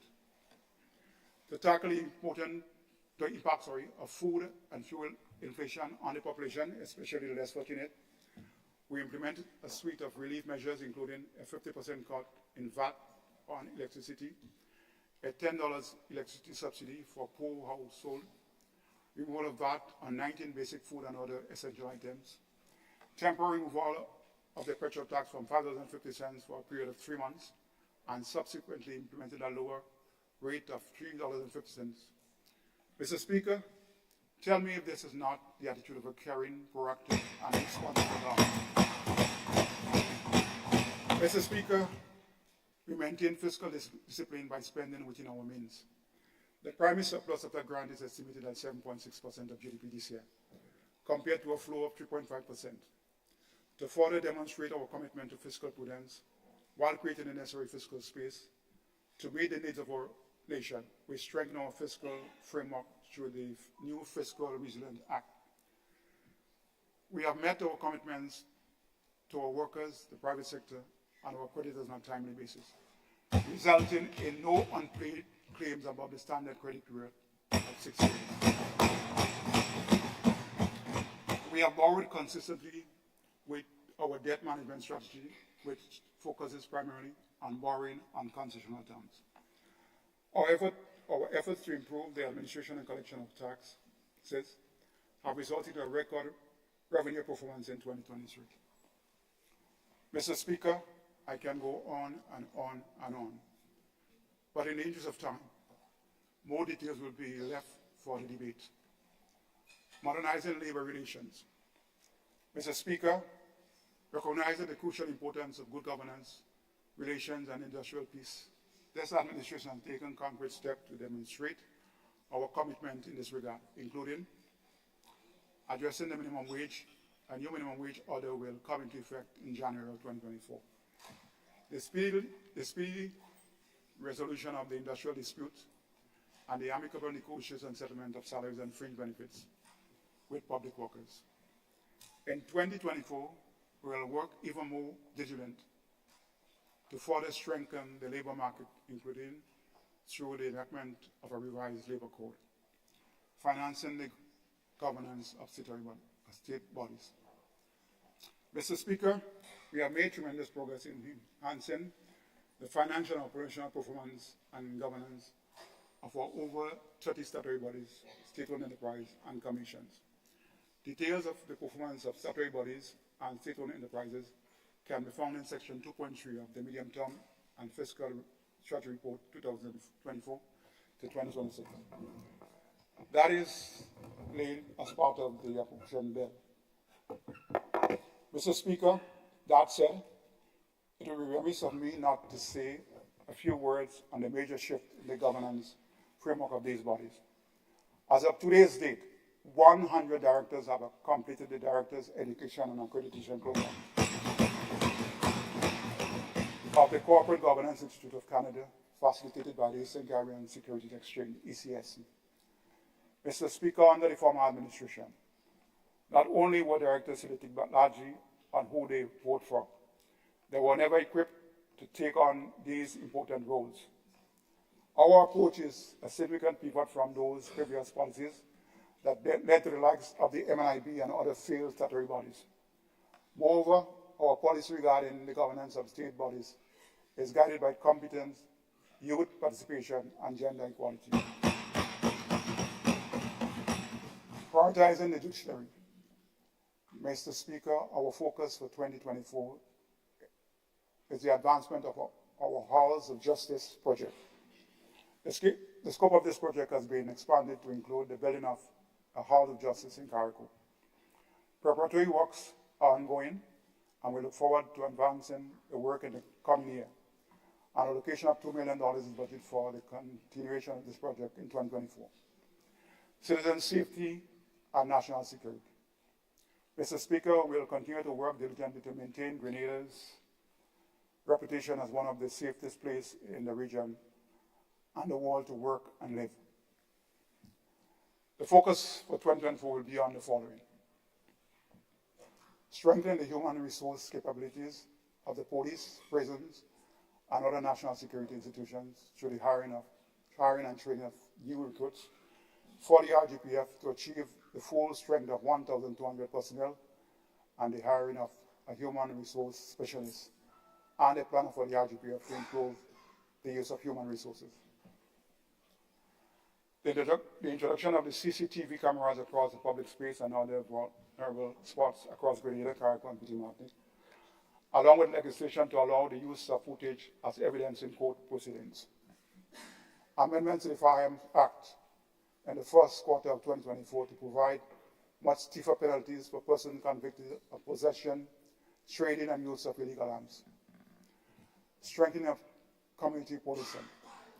Provisions of counseling service to address post-traumatic stress disorder, PTSD, and of comprehensive psychological support to our dedicated law enforcement personnel. Optimizing the operations of the RGPF by reevaluating the structure and eliminating non-essential departments to free up the RGPF resources and enhance its ability to fulfill its core function.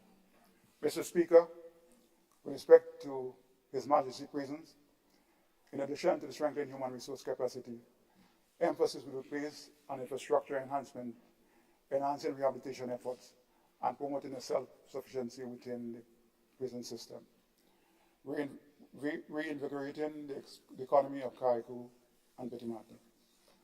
Mr. Speaker, advances have been made in the past year in advancing our transformative agenda in Carriacou and Petit Martinique.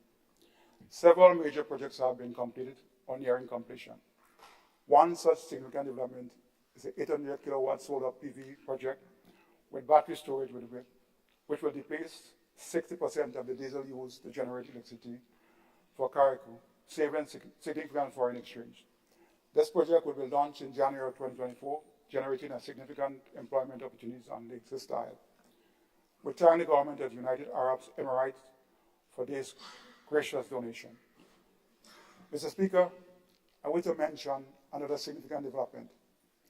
The Cabinet recently approved additional responsibility to the Ministry of Carriacou and Petit Martinique in the management of their affairs. Mr. Speaker, major initiative for the Carriacou and Petit Martinique is the development of an undersea museum and sculpture park, which will add significant culture, artistic, and touristic value to our already beautiful sister island. Accordingly, the budget for Carriacou and Petit Martinique for 2024 has increased from $22.8 million to $33.4 million, an increase of $10.6 million relative to the 23 allocation.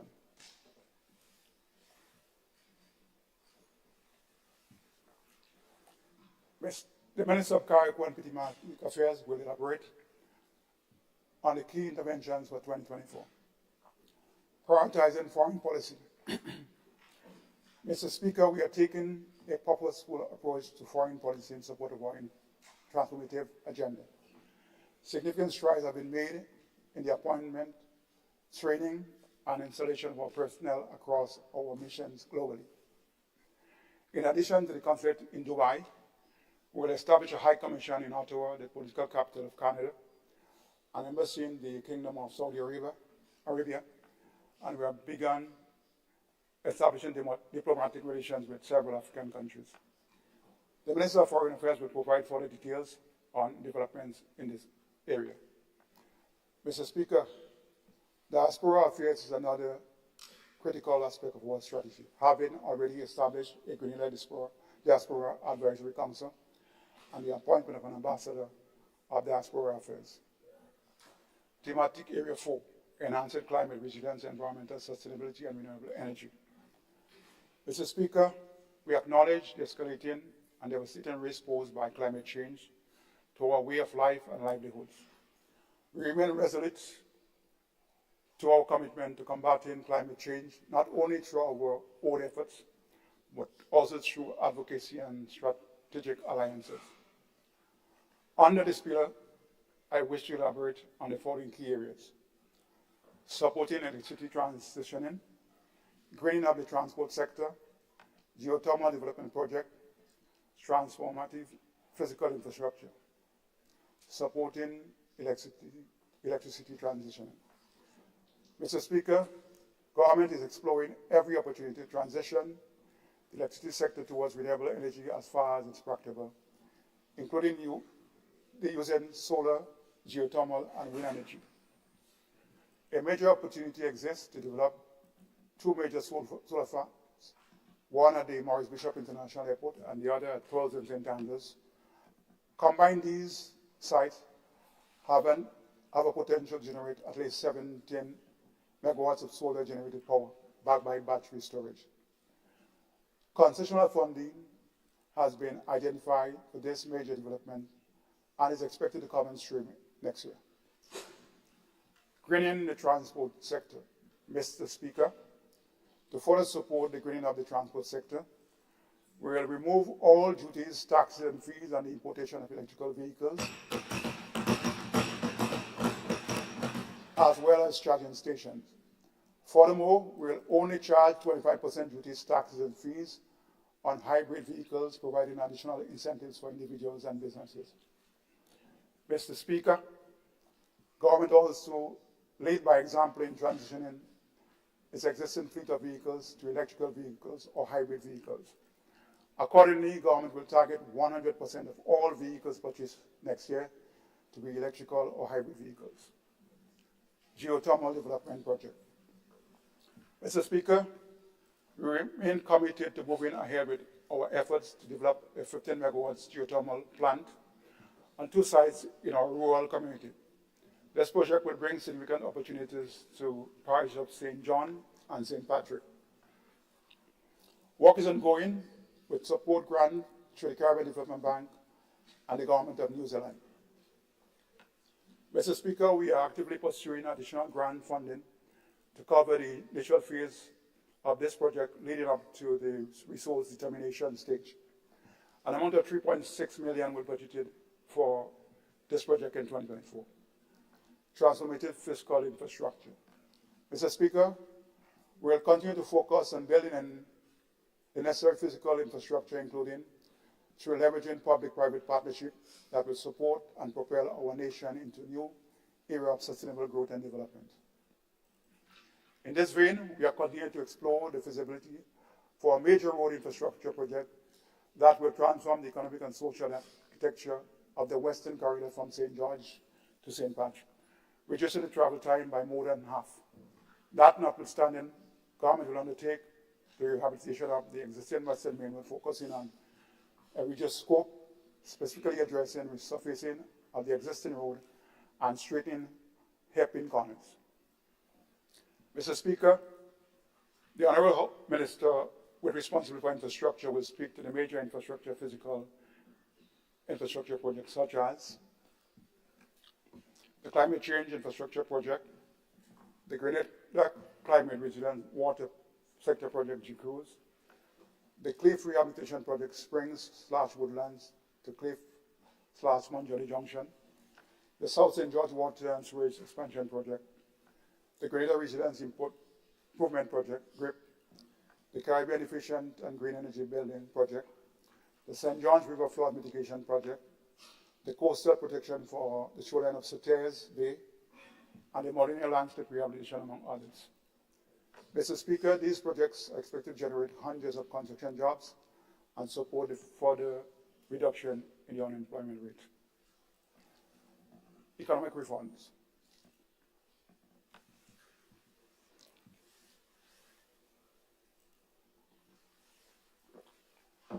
Mr. Speaker, this budget is responsive to the near-term challenges as well as the longer-term development needs of our nation. In this section, I will elaborate on the reform of existing policies to enhance long-term growth and competitiveness and relief measures to reduce already the impact of inflation on the population. Structural policies. Mr. Speaker, to support our transformative agenda, the following structural reforms will be implemented in 2024. A review of the current driver's licensing framework to include reducing the age category for D-class licenses and above, as well as facilitating the provision of training for drivers of heavy equipment and truck. Mr. Speaker, this policy seeks to address bottlenecks in the construction and agriculture sector, where machine operators and young farmers who are in the most fruitful years of their lives between 18 and 25 years of age are legally barred from operating certain vehicles and heavy equipment, creating unnecessary labor shortage. These policies should be implemented by the first quarter of 2024.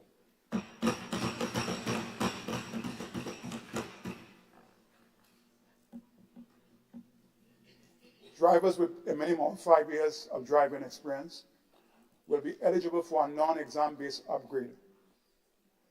This policy would provide opportunities for skilled and experienced drivers to pay to upgrade their license to drive a higher class of vehicle without having to do an exam. While not the main objective, this policy is also expected to generate some additional revenues. Vehicle dealership license fee will be amended as follows: $10,000 per year or $1,000 per vehicle. The problem that this policy seeks to address is the disparity in treatment between the licensed dealers and the non-licensed dealers, as well as addressing the concerns where a small licensed dealer will be required to pay $10,000 per year if he imports 2 vehicles compared to a larger dealer requiring to pay the same amount for 40 vehicles per year. Vehicle license fee to be increased by $50 across all vehicles type to support the improved road maintenance. Mr. Speaker, the number of vehicles on our nation's road have increased significantly in the last 10 years, necessitating increased cost of road maintenance. The revenues collected from the policy, roughly $2.6 million, will go towards supporting road maintenance. Amendments to the procurement legislation by March 2024 to allow single sourcing of work, goods, and consultancy service up to $100,000. Mr. Speaker, the procurement framework is currently under review. While this is ongoing, we are of the considered view that the amendment to raise the current single source threshold from $15,000, which has been in effect for almost 10 years, is warranted. To strengthen the procurement framework by implementing e-government procurement, updating the current legal framework, and benchmarking the current process against best practices. Mr. Speaker, this policy reflects our effort to improve procurement function, to increase transparency and boost the efficiency of procurement and the economy more broadly. Review of subsidies paid to international bodies to ensure clear values/benefits for the subscription paid to those bodies to ensure value for money. Mr. Speaker, this policy supports our effort to rationalize expenditure and reduce wastage. An independent committee will be appointed to develop a framework for compensation of salary, fringe benefits for cabinet ministers and senior managers. Mr. Speaker, the current framework wherein salaries of cabinet ministers and permanent secretaries are tied to the outcome of union negotiation is not good practice. For citizens 18 years and over, passport will now be issued for 10 years, and for citizens under 18 years for 5 years. Mr. Speaker, this policy seeks to increase the security of our passport while at the same time making it less cumbersome and frequent for passport renewal. The non-printing of more than 5 pages policy across the public service will further reinforce. Mr. Speaker, this policy was introduced last budget to support our digitalization and waste reduction efforts. We intend to make further progress on advancing this policy. Cost of living measures. Mr. Speaker, since assuming office, the government took proactive steps to tackle inflation, given our huge reliance on import goods. Mr. Speaker, our policy has brought significant relief to ordinary Grenadians, who otherwise would have forced significantly higher prices, especially on food and fuel. The sad reality is that inflation pressures are persistent, although they have eased considerably. That said, Mr. Speaker, government will do what is necessary for as long as it's necessary to shield citizens from the devastating impact of high prices, especially on food and fuel and other necessities.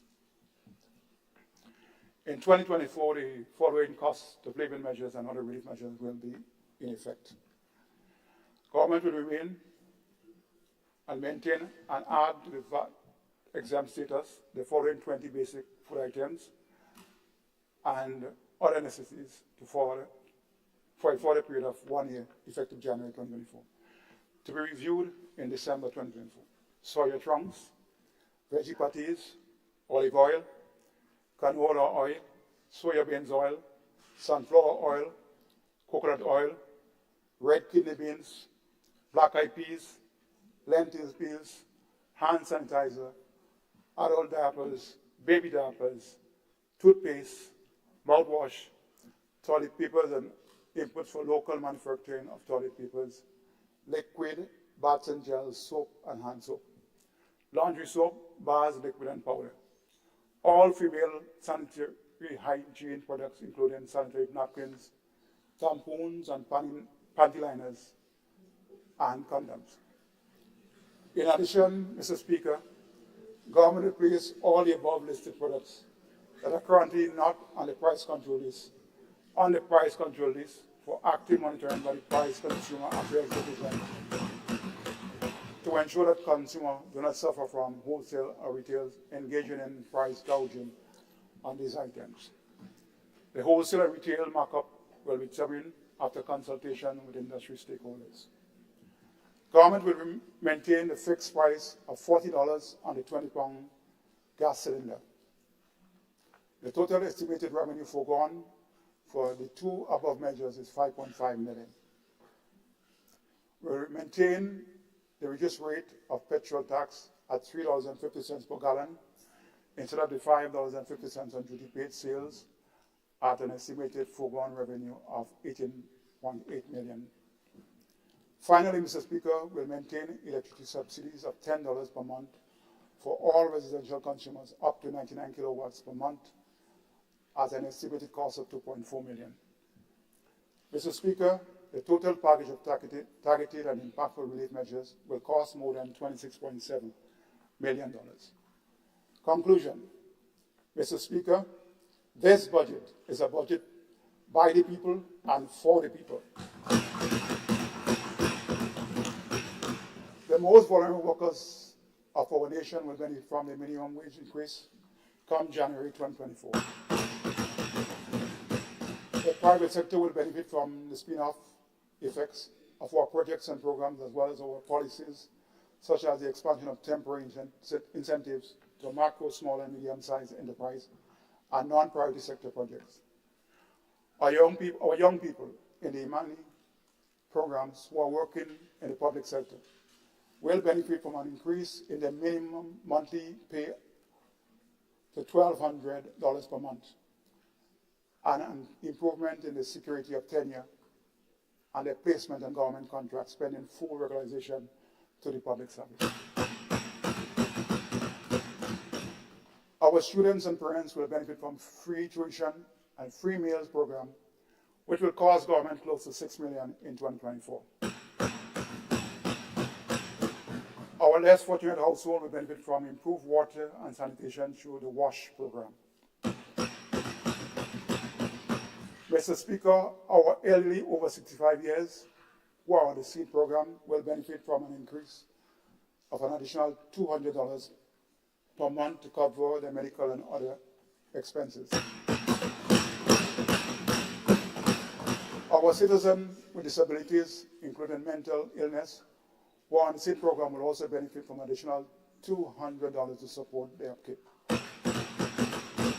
Mr. Speaker, our policies, projects, and programs in this budget will create significant employment opportunities for the benefit of those who are currently unemployed. Our citizens, particularly our less fortunate, will benefit from our cost of living relief measures on food and fuel. Mr. Speaker, our public servants will benefit from a 4% increase in their salaries, as well as our policy on staff regularization. Our workers and contract will benefit from regularization and a contributory pension plan. Mr. Speaker, these are examples of the ways in the 2024 budget will tangibly impact the citizen next year. Mr. Speaker, as I close, I once again give thanks to God Almighty for many blessings bestowed upon us this past year. Our journey to transform our beautiful country, we started roughly 18 months ago, is bearing abundant fruit. We continue to lay a solid foundation for the future prosperity. The harmony that our nation has witnessed in the past year has not been seen in decades. Our economy is growing robustly, and investor confidence remains high. Our citizens are finding employment to sustain their livelihoods. We continue to provide safety nets for our less fortunate. There is a renewed sense of hope in our nation and people. Mr. Speaker, as a government, we feel proud of our stewardship and are energized to continue to work for the people of Grenada. We remain humble, recognizing that our success are of God, as we reflect on the words of Isaiah chapter 40, verse 31, and I quote, "But they who wait for the Lord shall renew their strength. They shall mount upon with wings like eagles, and they shall run and not be weary. They shall walk and not faint." End of quote. Mr. Speaker, as we recognize the need for continued efforts to ensure that all who can work find employment, and that no one, our young people, our elderly, persons with disabilities, our less fortunate, is left behind.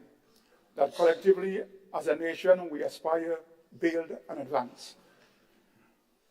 As we look forward to the next 50 years, we call for unity as a nation, for it is written in the Holy Scriptures in Mark chapter 3, verse 25. If a house is divided against itself, that house would not be able to stand. Let us unite and build Grenada, Carriacou, and Petit Martin. We owe this much to our future generations of Grenadians to leave behind better than what we inherited. The people of Grenada has given the National Democratic Congress administration the strong mandate to lead this nation in the most exciting period in our history as we reflect on the 50 years and look forward ahead to the next 50.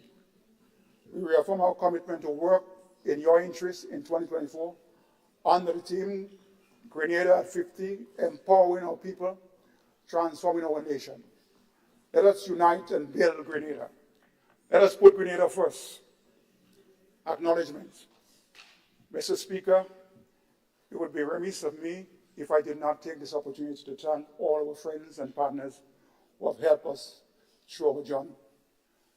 As you can appreciate, our list of acknowledgements is extremely long. Therefore, a detailed list can be found in Appendix 2 of this statement. Permit me to, however, to mention just a few. We cannot thank enough the Creator. Allow me to reiterate sincere gratitude to the Prime Minister and my cabinet colleagues. We are a great team of men and women who love Grenada and are committed to serving you. I wish to also thank all those who contributed to the preparation and presentation of the 2024 budget and accompanying documents, including staff of the various ministries and departments, statutory bodies, state-owned enterprise, and all of the public officers. Permit me to especially thank the permanent secretaries, advisors, and staff of the Ministry of Finance who have worked tirelessly in the past year in less than ideal working environment. I must also mention the Attorney General and the staff, the Cabinet Secretary, the Press Secretary, and many others who played various roles in the budget preparation process. I wish to record my thanks to you, Mr. Speaker, and the Clerk of Parliament and his staff, who have given me full support in facilitating the delivery of my presentation.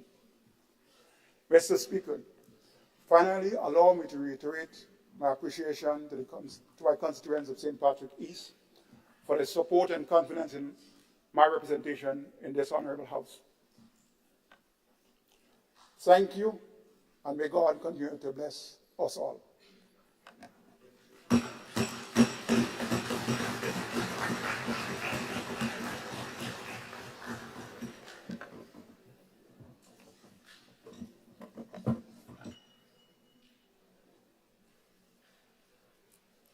Thank you.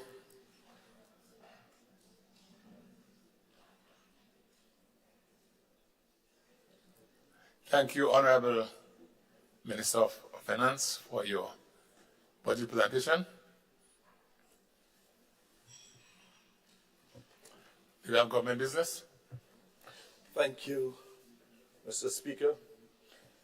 Mr. Speaker, I beg to move the adjournment of the sitting until Thursday, the 7th of December at 9 a.m.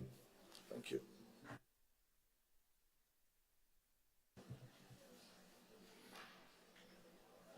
Honourable members, the question is that the sitting be adjourned until Thursday, the 7th at 9 in the forenoon. I just wish to, Prime Minister? Sorry. Thank you, Mr. Speaker. I think it would be remiss of us all if we didn't honor the late Adrian Spaceman Mitchell by a moment of silence. So, Mr. Speaker, with your leave and the concurrence of the House, I hope I'd wish to move a motion, Mr. Speaker, that we all stand and pay tribute in a moment of silence in recognition of his service to this House and to his constituents and the country of Grenada. Agreed, Honourable PM. I invite members to stand as we observe 1 minute silence in respect of the late Adrian Mitchell, former MP.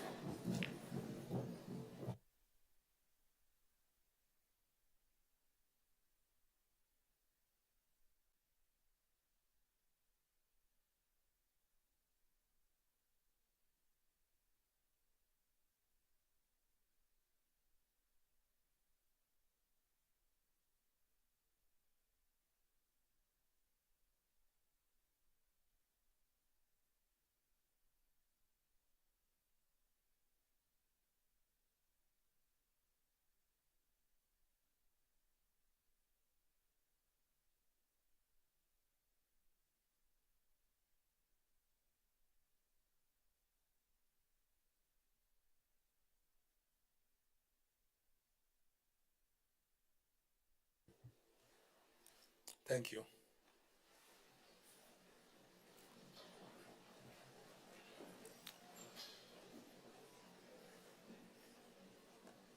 Just to remind the honourable members that the sitting on Thursday, the 7th, will be a brief one. We just stood in respect of the late MP Adrian Mitchell, and we're hoping to be able to close Thursday sitting by 12, so members will have the time to go up to, is it River Sally? To River Sally to be part of this funeral service. I am informed that the Honourable Prime Minister has to pay tribute there, and I'm sure there are others, members of Parliament, who would have to be there. Right? So let us try to bear in mind that we need to start early on Thursday 9 and to close by 12. So members will have a chance to get up to River Sally and to be part of this state funeral on Thursday. All right? With that said, I hereby inform the Honorable House that the sitting is now adjourned until Thursday the 7th at 9 a.m. in the forenoon.